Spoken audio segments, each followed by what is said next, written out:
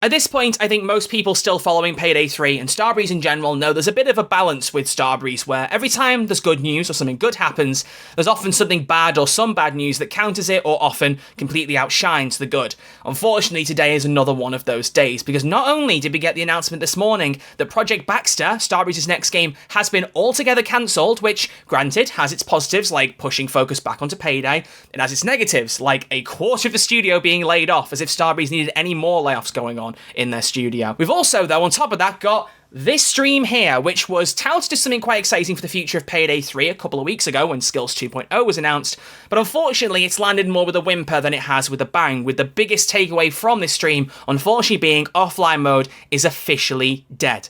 So if you were waiting for offline mode to be confirmed or given any more information before you supported Payday 3, you now have your answer. It's not coming. This game now has a fixed expiration date, and you can now respond to that accordingly with your wallets and your playtime, and whether you play this game at all. That's just the state of it. I'm not trying to steer people away. I know I personally am very much disconcerted by that. I kind of felt it coming because, you know, we'll talk about it in the coming weeks. 8 months ago, I think the writing was on the wall for a lot of people, but it doesn't make it any less of a sting to see it officially confirmed. So, yeah. There's a lot to talk about in this video. Once again, probably going to be unedited, much like last time's, but it seems like all of you didn't mind that last time, so thank you for your support on that video. It did very well, and I'm very grateful. And also for the Sonic one. I know not everyone watched that, but a lot of you actually gave it a chance, and I'm really grateful to that, so thank you all very, very much. And one last thing, Payday 2. I know it has a subscription service now. There was some news and some fuss over that. I did record a video for that at the same time as the Sonic one, but more news came out that invalidated it, so if you want me to make a fresh video covering it all in hindsight, let me know in the comments. It's too much to fit in today. We've got enough to cover as is. But beyond that, make sure you subscribe to the channel, stay up to date with all future content, and please do click like and comment down below what you're thinking about everything with today's video, because there's a lot to get into, and I don't want to waste any more time. So, let's do this, shall we? We are going to lead with the Starbreeze press releases. They happened this morning. They're the first things to come out, and if I'm honest, I think outshine the stream a lot, both for their good and for their bad, other than the offline mode of it all. So there were two articles that went out today. First off, Starbreeze sharpens focus on Payday franchise, Baxter discontinued as part of strategic shift. Right after that then, Starbreeze presents updated strategy and doubles down on Payday and expanding the heisting genre. So let's dive into this. Now, if you don't happen to know, if you're newer to the channel or you've maybe forgot or need a refresh, Project Baxter is the code name, well, the official one. A lot of other people decided to start joking that it was called Project Backshots, but Project Baxter was meant to be Starbreeze's next game. It was meant to be a 4-player co-op experience. I guess kind of in the vein that Payday was, but it was D&D based, so Dungeons & Dragons, medieval, fantasy type thing, so it was never really going to feel quite the same. But the biggest concern from a lot of Payday fans was that the previous CEO management, in particular the work of acting CEO Matt Yule, although he didn't start Project Baxter, he certainly tried to funnel a lot of Payday 3's resources onto it, it led to Payday 3 fans feeling that our game was not getting the attention it should be because they were so focused on a game that really we weren't sure it was going to work for them because Payday fans as a whole weren't that interested. There's some overlap. I love Baldur's Gate 3. I would have checked it out, but that overlap just always felt a little bit of a stretch. So it was a big concern as things were getting moved to Baxter from Payday. But now the game's been cancelled altogether. And granted, this is probably good long-term for the future of Payday. It doesn't come without its downsides. So let's go over it. Starbreeze today announces it will discontinue development of Project Baxter. Following a strategic review, the board of directors and management have concluded that resources are best deployed to accelerate the growth of Starbreeze's flagship Payday franchise. That sentence in a vacuum, nothing could make me happier. The decision results in a non-cash impairment of approximately 255 million Swedish krona in the third quarter of 2025 related to previously capitalized development costs. The write-down reflects discipline, portfolio management, yada yada yada. Point being, they now have a write-off of 255 million krona wasted, which accounts to approximately 20 million pounds. And if I convert that into dollars, that is 27 million US dollars. So there's two conversions for you right there. It's not great. It's not great at all. But we have a message from Adolf Christiansen, CEO of Starbreeze, that says the following. This was a difficult but necessary decision, and our strategy is clear. Payday is one of the most iconic IPs in gaming with unmatched reach and potential, and by focusing our investment and talent here, we can accelerate delivery, engage players with more content, and reinforce Starbreeze's position as the clear leader in the heisting genre. This is about sharpening our focus to create the strongest long-term value for our players, our people, and our shareholders. At least he's put all three of them together and not just focus shareholders, which, again, nothing against the guy himself, but it very much felt like Matt Yule's actions in previous time was focused more on the shareholder aspect than the players themselves. But either way, Here's the not so good part. So, part of the Baxter team will be redeployed across Starbreeze's projects, most prominently with Payday. The redeployment strengthens ongoing delivery, reduces reliance on external recruitment, although, as Jonas, their general manager, confirms in the stream later, they're still working with partners to help make things work more fluidly, and it ensures expertise is concentrated where it creates the most impact. Where internal opportunities are limited, Starbreeze will provide active support for effective employees to transition to new roles across the industry, because yes, there are layoffs, and from what I'm hearing, it is approximately a quarter of the staff. And it talks a little bit about the Payday franchise and, you know, its power and why they want to push Payday. And that's all good. Don't get me wrong. I completely agree with that. But we've got an article that's going to focus on that in a minute. What's more important to me is this. As they've said, there is a 255 million kroner, 20 million pound, 27 million US dollar impact on wasted development costs on Baxter now the game's been written off. But most importantly, headcount will be reduced by approximately 44 full-time equivalents, I believe is what full-time FTE stands for, basically 44 full-time workers across employees and contractors, leading to a lower cost base going forward. So that is even more layoffs. Now, can I just say outright, at least they have acknowledged it. As a lot of you know, one of the big driving forces for me quitting the partnership was these underhanded layoffs that were not being talked about by Starbreeze, and they were trying the old strategy of, I pretend I do not see. If I don't talk about it, it's not happened. So, at least positively, they've talked about it. But that's massively outshined by the fact that this has happened altogether. So I reinforce what I've said previously. If any Starbreeze staff members are watching this video and there is any way I can help share your resumes around or anything like that, please let me know. I know I don't have the biggest social media platform in the world, but if I can help you, I will do my utmost. Please do get in touch. If I see anything from you, I will do my best to help you however I can, because it's just not good, this. I assume that the biggest reason for this is because obviously they'll move people over to Payday who can fit that, but if you have certain creative roles that are already being filled, and now you've got two of them, it could be a case of, you know, the old saying, if too many cooks spoil the broth, there's too many people doing the same job and they don't need them. It's horrific, but I can understand why it's happened, even if I hate it, because it just shouldn't happen at all. And part of me just wishes they'd never even tried with Baxter, because, you know, one thing Jonas says in the stream later, because you'll notice up here, an old feature's coming back, is that Payday is a heist studio. They should have always been focusing on this. It's unfortunate that it got to the point that it's at, but at least they've now decided this is their next step and they're going to try and stick to it. And hopefully this is the last we hear of layoffs. But they do know that this is going to mean that they're going to have some losses from the company generally, but they'll hopefully become cash flow positive in 2026. So let's look personally, next up, at the strategy. Just a brief overview of that, because I think it's important to at least put a focus on this.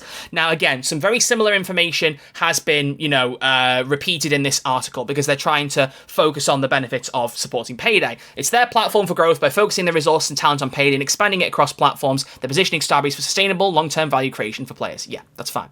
So, they have 3 strategic pillars for growth. First off, the core IP. Flagships and primary revenue drivers are Payday games. Payday 3 is being developed into a scalable live engagement platform to engage millions of players worldwide. The franchise will evolve into a modern live engagement game through ongoing technology upgrades, expansion, and refinement of the player experience, and enhanced engagement models designed to be both fair and sustainable. Okay. New games and experiences that broaden the heisting genre beyond Starbreeze's core projects, so-called heisting experiences. So new games, interestingly. These include spin-offs, narrative-driven projects, and franchise expansion to new platforms that expand the Payday universe and beyond, while opening new revenue streams, creating a broader portfolio for heisting genre experiences. So I don't know about this. This sounds like it leads onto the PUBG thing, but there's a whole point for that after this. So I don't know what that's going to be. Payday spin-offs? I don't know how that's going to work, but I don't know. I mean, focusing on Payday 3 is the priority, so as long as they don't lose sight of that, if they're still at least trying to work on Payday, it's better than working on Baxter, so let's just see where that goes before we panic too much. And then Special Operations Work for Hire, a selective and profitable services business that supports competence development and strengthens our teams. The projects here complement the development of Payday and maintain flexibility through partnerships with leading industry players. Well, I hope a lot of you know what that means. That's talking about the PUBG work for hire agreement, where, if you don't remember, I think at the time about a quarter of Starbreeze's staff, at this point now probably worth a lot more of a percentage share of employment, considering, more job losses. They were pushed over to Crafton to work on a Payday experience in PUBG, which I believe is releasing in the first half of 2026, fingers crossed, I think is what they're doing. And now my biggest criticism for that, at the time, was that it was funneling more people away from Payday 3. And it's all well and good having crossover events and getting people from other games to check out your game, but if the game itself is floundering and not being supported and not being sustained, anyone coming over is not going to stick around. The onboarding is not strong enough, something Jonas also talks about, and there's not enough content support and regular updates to facilitate keeping people on board who check out the game. But if they're supporting Payday at its core and trying to expand Payday as a company, then the PUBG agreement might not be so bad. And they do note in their previous financial report that it was a big revenue driver for them. So now with this refined focus on Payday, it doesn't seem so bad to me. We'll see though. We'll see. Either way, overall, one more statement from Adolf Christensen, their CEO, talking about supporting... Oh, okay, there's a bit extra here, sorry. Starbreeze has implemented a simplified, empowered matrix structure with clear product ownership and functional leadership. This supports cross-functional delivery at accelerated speed. Okay, a lot of business jargon, but key thing, to support execution, the Payday 3 team will grow to about 50 employees before year-end and continue to grow in line with increased player engagement. So basically, the Starbreeze dev team for Payday 3, I think, whittled down to below 20 at its lowest. So this is a more than double dev team increase, and if you think about how much we've had in year 2, it wasn't great. Hopefully that will begin to be countered, but note, they will grow that in line with player engagement. So what they're basically saying is if Payday 3 does start to pick up and more people start to play, they'll put more people into the game, they'll put more people working on the dev team. So we'll see.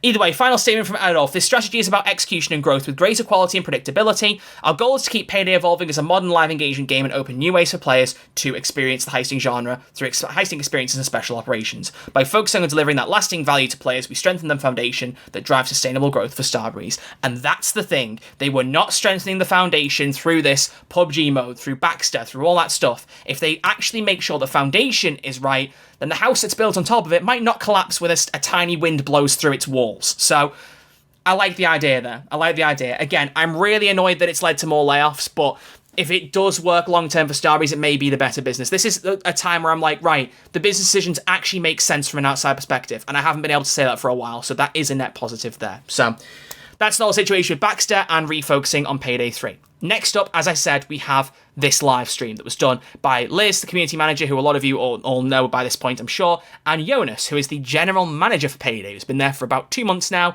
and they were talking about their vision for the future of Payday 3. Now, unfortunately, I think that Starbreeze have made a bit of a rod for its own back in announcing this and hyping this stream up so much at the same time as Skills 2.0. Because when you announce a stream like that at the same time as the best thing Payday 3's probably had announced for it in at least half a year, probably longer, probably since Jacket, maybe even better than Jacket, to be fair, if we're being objective, maybe in the last year. Point being, when you announce that and you announce a stream going with it, you think, ooh, exciting, cool things could be announced too. Sadly, they weren't. Now, flashbang warning, because if you're not used to this regular feature from the Red Archer Live channel from a couple of years ago, it's time for a one-night-only return of PDF stream notes, baby. So, white flashbang in 3, 2, 1. Here it is. Wow, that's bright. I forgot quite how bright that got, to be honest, but either way, I took some notes. Now, I'm going to lead this here. The notes are not going to be incredible, because the stream itself, unfortunately, objectively, was not incredible. They talked a lot about the overall vision for Payday 3 and what they would like to do, but it was all general terms. It was keywords, buzzwords, exciting things for the game, but not a lot of actions to prove it. Now, I'm going to talk a little bit at the end of this about why I think it's worked out that way and why I'm willing to give at least a bit of a benefit of the doubt, but I think really the whole thing was this stream should not have come today. This should have come a few weeks out from Baxter being cancelled and from them reorganising this team. I think this could have been a lot better, but we'll get to that later. So, just as an opening explanation, because I wasn't too sure about this, Jonas explains that while the game director is a creative person working on world building, game systems, etc., the general manager is the guy who's overseeing that and making sure the team has what they need to deliver what the creative game directors set up. So, if they have a vision and direction, he makes sure they've got the resources, so budgets, sorting all the documentation, that kind of managerial stuff. So, he's basically saying, right, how do we make this game better? Okay, what can I do to make that happen? Sounds good. Sounds very, very good. But one of the biggest things that kicked off the stream, and I think unfortunately overshadowed the whole thing, is they officially confirmed offline mode is, by their own wording, not feasible. So, yeah. The game has an expiration date. It's confirmed. That is not good. It's obviously not good at all, because, you know, the plug could be pulled at any point and you would have no way to play the game. And personally, that's my biggest kicker from today, the biggest downside. You know, I mean, the layoffs are horrendous, don't get me wrong, but as a player, if we're talking about the player experience, this is the worst thing. As a human experience, the layoffs are far worse, don't get me wrong. But yeah, sometimes you just have to feel like everything that's happening, all the good and the bad, it at least is worth it. And when you see something like that, it's kind of like, is it all worth it? Because it means this game, whatever you do to improve it, at its very core, it's rotten, and you're not going to be able to fix all the rot. They can make the game far better. Skills 2.0 no doubt will do that, and some of the ideas they've got will hopefully also facilitate that, but part of me just hurts knowing that no matter what they do, eventually this game will die off completely. I think that's such a shame. And granted, for a lot of us, that writing was on the wall, and had been on the wall for a very long time. I think, unfortunately, the way Payday 3 was built, it was just far too reliant on online systems and Nebula for them to ever work around it, and solo mode and the beta of solo mode was the best they could do. The least I ask, Starbreeze, get rid of that solo mode beta watermark when you're playing solo mode. It's been stupid for over a year now. Get rid of it, because clearly ain't nothing going to change beyond that, so just at least remove that so I can get a proper screen and not have some beta thing plastered over the top of it. But yeah, I don't love that. And to be honest, to everyone watching this who kind of goes, right, that's it, I'm jumping off with Payday 3, I don't blame you. I really, really do not. As I've said, when I quit the partnership, I still want to follow Payday 3 sink or swim because, you know, I'm too invested and I want to know where it's going to end up, and I really hope they can pull it back, but that is the biggest bullet to the heart that this game could have had, I think, unfortunately, in the last 2 years. Even though we all saw it coming, hearing it official, not ideal. Anyway, beyond that, there are a few comments that I thought were worth pointing out. They want to try and get better at responding to feedback, and that comes through something called Payday Insiders, which we'll get to in a minute. But they are looking to remove the mandatory need for Nebula accounts, which felt like a bit of a left field thing. I didn't think they'd be considering that at all. For me, the whole point of Nebula was to make cross-play and cross-progression, you know, actually efficient for them. So how they would remove mandatory need for Nebula, I don't know how that would look, but to everyone who opened Payday 3 and went, I've got to make an account, I don't want to do that, you may have a way to get around that at some point. Who knows when, because dates were just not something offered here. As you can say, there were no real timelines for things. Sorry, as you can see, not say. They offered no timelines for this stuff. This is all very much just kind of, well, for lack of a better term, on the table. But at least this time I feel like maybe they're trying to push it rather than just saying whatever they can to get themselves out of a hole. They want to have smoother connections. Okay, cool, whatever. And they do confirm, because people spotted it in the back end, they are currently investigating peer-to-peer. In other words, how Payday 2's matchmaking went. So we'll see if that goes anywhere, but they are actively looking into it. That's all they said from now. The one thing I wrote down that I just loved hearing, as I mentioned earlier, is Jonas said, and I quote, Starbreeze are a heisting studio. Which, you know, it sounds like an obvious statement, but for the last year or two, it's really not felt like that. It's felt like they were lumbered with Payday. Like they felt like they were suffering for having to try and keep Payday going, and they wanted to shake the shackles of Payday and do something far better when, as we've said before, as I've said numerous times, Payday's the only reason this company still exists. If not for the Payday 2 revival era, Starbreeze would be dead, and none of the people working in Starbreeze would have jobs right now. Well, I would hope by this point they'd all have other jobs, but you know what I mean. They wouldn't be working at Starbreeze. So it's good to see them finally go, you know what? We are a heisting studio. We are the Payday people. Let's just own the damn thing. Good. They do say there's going to be many more streams on improving the game. Okay, so that's good. Hopefully we'll get more concrete information there. But right now, our roadmap is not available. And again, I'll get into this later, but with where they're at and this sudden change of focus on Payday in terms of development resource and stuff, I can't blame them for that. Hopefully we can get one down the line. We'll see. But Maskmania, here's another one. A lot of people were asking about Maskmania in the chat, and I thought they were not going to acknowledge it. I literally wrote a bullet point being like, they're dodging Maskmania comments. And then right at the end, they went, well, we had some cool plans for it, but you know what? It's been long enough, have the masks for free. And so as of this video being recorded, they have already pressed the button on the back end, far as I know, and the masks are on the way out to players. So you should have them, I guess, in the next 24, 48 hours. Who knows if there's any problems with that coming out, and if there are issues, we'll cross that bridge as we come to them, but it means everyone will get all 4 masks, regardless of participation in Maskmania. If you're a new player, Shakedown Shark, Disco Molly, and whatever the other 2 were called, it's been so long I've forgotten their names, they will be coming into the game. Gearhead Grudge was one of them. And then Cut Ice. Was it Cut Ice? I don't know. I think the team was called Cut Ice Carlton, so I can't remember. Whatever. They're all going to be in the game. So you'll get those basically immediately. I don't think there'll be any game update required for that. Jonas also acknowledged that some elements of the game feel like chores and they have ideas they want to try and facilitate to help prevent that. But they have a vision with 4 different steps. Making Payday feel rewarding to play. Always giving people a reason to play, offering new ways to play, and reaching what they want to call the ultimate heisting experience. Now, in the middle of this, because they literally announced it in the middle of it, I just want to point out, they've announced something called Payday Insiders. There is an email right there, paydayinsider@starbreeze.com, that you can contact right now to say you want to be involved in doing playtests, having direct to close communication with devs, and also there could be more involved. Liz suggested possibly flying you out to the Starbreeze offices. So, I mean, I know it's ironic coming from me, but I'm just questioning the difference between this and the partner program. This feels very, very similar. Not necessarily a bad thing, but, you know, they went from calling people Overkill partners to Starbreeze partners, I think because they wanted people to work on other Starbreeze properties, but especially now they're having a core focus on Payday again, Doesn't that just kind of make them Payday partners? I don't know. Either way, like, the semantics aside, which really don't matter, it's a good idea, because I think the more people they can have on board testing these things and offering their thoughts, the better. You know, rather than relying on a small group of people, they get even more people involved, and that way, more people give their say. I mean, they have playtesting things, I think, already ongoing. This is just, I guess, making it a bigger thing, so you can't really fault it at all. Totally fine idea. So, bullet points that I hope didn't delete one of them as I was formatting this. I was in a rush, don't blame me. But this is the last thing in here. So here's what they talk about. To make Payday feel more rewarding, they want to have investments into technology, including having help from partners so they can focus on more important things within the studio themselves. Now, they talk about improving the engine, and what was really weird is that Jonas danced around Unreal Engine 5 like he was doing the foxtrot on Strictly Come Dancing. I don't know what was going on, but he was really trying not to say Unreal Engine 5. What I can say, though, is that Patrick on the Starbreeze team confirmed in Twitch chat, Unreal Engine 5 is what they're talking about. They want to improve things like dynamic lighting, and basically improve things in the game that you can't do with Unreal Engine 4. Now, a lot of people are concerned about this because it seems like a lot of games on Unreal Engine 5 are not well optimized, do not perform well, very bad impacts on things like, obviously, performance, etc. In fact, I've been a big fan of Clair Obscura Expedition 33, as some of you have heard in one of my more recent videos, and I've seen people talk about that on social media as the first well-optimized Unreal Engine 5 game, which, you know, doesn't scream well for Unreal Engine 5 as a whole. But either way, technologically, it's a better engine, but performance-wise, jury's out. So people are concerned over focusing on that when there's other things that might be more important. But one of the things he pushes as part of this engine upgrade that is Engine 5, he just didn't say it for some reason, is that it will help with more randomization, so keeping things, you know, RNG mixed up in Heist. So that in concept sounds good, but is it a priority compared to other stuff? You decide. And maybe with Payday Insiders, you can reach out and let them know what you think and tell them, maybe that's not the best idea, if you think it. I don't know. Would love to know thoughts on that in the comments specifically, to be honest with you. They also want to move as much as they can to the back end so that when they change things in game, it doesn't facilitate constantly having to update the game. So basically, they can change things without you having to download game updates. Again, that's all talk. Whether that happens or not, we'll see.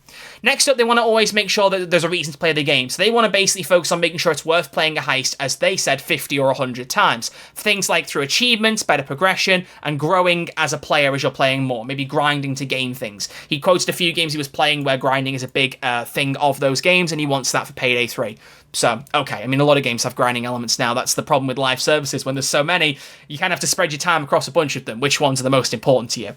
I guess for Payday fans, it would just be Payday, so that wouldn't matter, but who knows. Also, they want to offer new ways to play, so they want to get patches back to the 4 to 6 week cadence they talked about a year or more ago, so that could be good, very, very good. But they note they want to have some big updates several times a year which change big game mechanics and add new ways to play and new narratives, things like that. So these big kind of, you know, season-defining updates almost, and I mean seasons of the year, not like Payday 3 having seasons. I don't know if they do that, but you know what I mean? Like, you know, the big winter update, the big summer update, whatever it might be, and then smaller updates dotted between, which as a general plan for updates, sounds good. Sounds very, very good. Again, it's all talk. We've got to see actions, but in concept does sound good. And then finally, they talk about wanting to reach the ultimate heisting experience, which means they need a lot of broad content and ways to play the game. They're not ready to talk about the details because the focus is just changing now. It's ongoing. But they want a world that grows over time, is constantly changing, and it makes the players feel like there's always reasons to come back, basically. And they close off by saying, or at least I've added this on, sorry, just the way he was talking, it felt like they were talking a little bit about trying to build that communication back between the players and the studio. Something that I previously said in, like, you know, videos about why Payday 2 did so well was that there was that constant interaction between Starbreeze, then Overkill, and the players. And that's been lost a little bit in recent years. Not only because there's not enough happening for Payday 3, but because so many business decisions from, you know, previous CEOs or acting CEOs and the partnerships with Plion, etc., just felt like there was a lot of red tape and businessy stuff getting in the way of just working with the people who are keeping the lights on in that studio. And I just, maybe it's just me, and again, actions speak louder than words. A lot of this was words, but I did feel that from the way they were talking, they really wanted to try and get back to that place. And I can really respect that. I really, really can. So that was everything they said in the stream. They actually went through it so fast, the stream didn't even last an hour. They were half an hour in, like, oh, we basically got through everything we need to say. So they kind of had a bit of a ramble at the end. I think one of them talked about their favourite ice cream flavour and then went, all right, bye. So, you know, it was done quicker than necessary. It wasn't the best stream in the world. I like what they're talking about for vision, but to sum it all up, let's get off that white screen so people don't keep getting blinded. Just to give my general thoughts, let's just pop this full screen so we have something in the background. This stream in concept was good. In concept. I think the problem you've got is, when you announce this at the same time as Skills 2.0, and you're like, we're going to be talking about the future of Payday 3, with a game that has floundered so much over the last 2 years, a game that now has been going for 2 years, we're in year 3, and it's just had a year that, on the whole, was pretty bad. You had some good updates, but if you talk about update frequency and everything else going on with Starbreeze, it wasn't the best year, even as Adolf Christensen took over and started to steer things in the right direction, don't get me wrong. It just feels like if you're going to launch this, you need to have a bit more substance. And to me, I can't help but think the studio didn't know, because I don't know why they would know, that Baxter was going to be canned this morning. Because if they did, surely they wouldn't plan this stream to be the same day. Because to me, or despite the bad sides of Baxter being cancelled and the jobs being lost, as I've said, as a net for Payday, it's going to be a good thing, I personally feel. And I think if you're given the team a month even to just get their head straight, get things planned out, and maybe actually have some timelines to promise certain stuff, like you could even say, for example, we're aiming for skills by Christmas, or skills early 2026. You could give certain things like that. It could just get people more excited. But with Payday, especially Payday 3, so much has been talk that to a lot of people, this just feels like more of the same. You might have this cool vision. You might have Jonas coming on and talking about the future of the game. And I think he's got good ideas. And I'm liking what the guy's saying about the future of the game. But objectively, if you look at this on paper compared to what previous streams have done, where Almir was talking, or Mats was talking, or Andreas, or anyone else, nothing against individual people, as I've said, a lot of them I'm really, really fond of. But, there's not really a difference. You put them on paper, there's not really something to compare there. Actions speak louder than words, and I think Starbreeze have kind of shot themselves in the foot by not going, do you know what? Baxter's been cancelled. Let's let that take the focus for a little bit. Let's get our heads back together. Let's kind of reassess our focus. We've now more than doubled our Payday 3 staff team. Let's figure out what everyone's doing. Let's get an idea of what the next focus is. Let's get an idea of when the next update will be. And then we can give players something concrete. Because all of this was good, but it would have been so much better. Well, other than offline mode, obviously. But in concept, the future plans were good. But if they'd just given you a bit of extra concrete information on something coming this time, or something coming in this window, it could have really made this a lot stronger. So it very much feels like a classic self-sabotage of, you've got some good stuff promised, but maybe now is not the time to push it out. So, yeah, it's just a strange one. It's just a real strange one, because, it's kind of like, they've closed Baxter down, they're focusing on Payday. It's kind of like, did you do it? Yes. What did it cost? Everything. It just feels like there's no amazing edge to this, other than hopefully Payday 3 is going to get the focus and love that it's sorely needed, especially in the last year, but if not just the whole 2 years and even pre-launch. But I can't shake this feeling, especially with offline mode finally being confirmed dead, and just the pain in the air of the devs' jobs being lost. I mean, they didn't talk about Baxter at all in the stream, by the way. I should have mentioned that. But I can understand why. My expectation is the mood in the studio right now, whether they show it or not, is not good at all. Because that's a quarter of their devs, 44 people, gone. Just announced on that day. Like, they probably don't want to be like, hey guys, we have cancelled Baxter to focus on Payday, because while it's exciting for Payday fans, there's a human element there that they're probably really reeling from, and I don't blame them for that. So, yeah, I just think you could have waited a bit, done this stream, and been honest about Baxter a few weeks removed, and been like, we've been helping the staff that couldn't transition back to Payday 3 with getting new jobs. It's been a sad time for us, we'll be honest with you, we've been struggling a bit with coping with that, but as a whole for Payday, we're excited about what the future of this franchise can be. Here's our overall plans, and here's a couple of dates we can tentatively promise you. Doesn't have to be solid promises. As we know, Starbreeze not the best at sticking at those. Doesn't have to be a roadmap. Just a couple of ideas would be great. And so, yeah, it just feels like a whimper launch of these streams. But as Jonas said,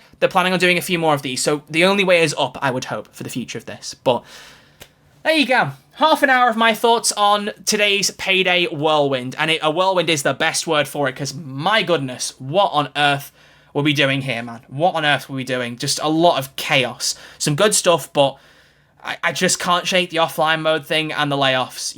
As I've said, I'm very much, a little bit biased almost, I guess, but it's not really biased when it's just talking about livelihoods towards the staff of Starbreeze, The studio I worked very closely with for many years. I visited the studio a few times, and, I know some of the people in that studio closely, at least some of the people who are still working there. Some aren't anymore, but for any studio, I feel pain for losses. Every time job losses are reported at studios, I really do. It really does upset me. I know it sounds like conceited or whatever, like I'm just saying it for performance's sake, but I really do mean it. It's one thing that scares me about the gaming industry. It's something I'd like to be more involved in, but that is the one thing that always does worry me a little bit. But when it's a studio you work so closely with, you can't help but feel a little bit more stung by it. So I don't know. There's just some really good ideas here, but the actual actions, the things that have definitively happened today, far outweigh it. Offline mode being cancelled, layoffs. Even if Baxter's gone and Payday can be more focused, right now, I don't blame people feeling very apprehensive, or altogether deciding enough's enough with Payday. I've already seen a few people commenting and responding on Twitter saying, that's it for me. I don't blame you. But hopefully actions can speak louder than words, and we'll see what the future of Payday 3 holds for the next few months and going into 2026. Either way, that will wrap my thoughts up. I hope you've enjoyed this video and my discussions. As I said, on quite a lot of things in this video, I do want your thoughts in the comment section below, so please do let me know. I would greatly appreciate it. Like the video if you have enjoyed it, or at least appreciated my recounting of what's happening, and subscribe if you're new to the channel and haven't yet done so. It is quick and it's free, and I will love you very much for doing it. Please, it doesn't take more than a second, and I would be very, very grateful to you. As I said, if you want to know about the Payday 2 subscription service thing, let me know down in the comment section down below. You can check out my Sonic Racing Crossworlds video on screen now. If you haven't seen it, I'd really appreciate the love. I put a lot of effort into it, and people seem to be loving it. But I will see you all very soon with whatever the next video is. Who knows? Maybe it's Payday, maybe it's not. We'll find out. As I said before, if there's any news, I will talk about it as and when I feel it is necessary and justified in a video like this one. Thank you all for watching. Much love. And I'll see you all soon. Take care.